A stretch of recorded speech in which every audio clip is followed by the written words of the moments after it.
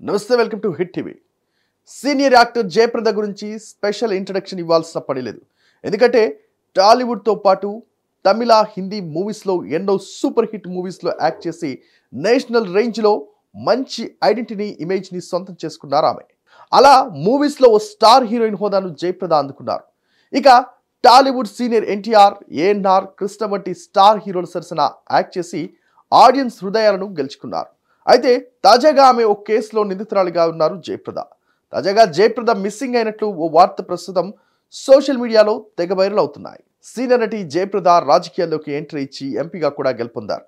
ఆమె తెలుగు ప్రాంతానికి చెందిన వ్యక్తి అయినప్పటికీ యూపీలో సమాజ్వాదీ పార్టీ తరపున పోటీ చేసి గెలుపొందారు. యూపీలోని రాంపూర్ నుంచి జయప్రద 2 దఫాలు ఎంపీగా గెలిచారు. 2004 నుంచి 2014 వరకు యూపీలోని రాంపూర్ నియోజకవర్గం నుంచి ఎంపీగా బాధ్యతలు నిర్వహించారు. 2019 సార్వత్రిక ఎన్నికలకు ముందు సమాజ్వాదీ పార్టీ నుంచి బీజేపీలో చేరారు జయప్రద.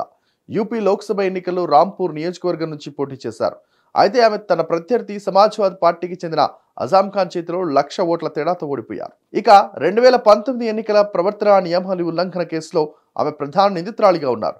నిబంధనలు ఉల్లంఘించినందుకు గాను ఆమె మీద 2 కేసులు నమోదయ్యాయి. ఈ క్రమంలో యూపీ కోర్టు సమన్లు జారీ చేసింది. విచారణకు హాజరు కావాలని ఆమెను ఆదేశించింది. అయితే విచారణకు హాజరు కావాలని పలుమార్లు కోర్టు ఆదేశించినా జయప్రద పట్టించుకోలేదు. దీంతో ఆమెపై నాన్ బెయిలబుల్ వారెంట్ను కోర్టు జారీ చేసింది. జనవరి 10న తమ ముందు ప్రవేశపెట్టాలని కోర్టు పోలీసులను ఆదేశించింది.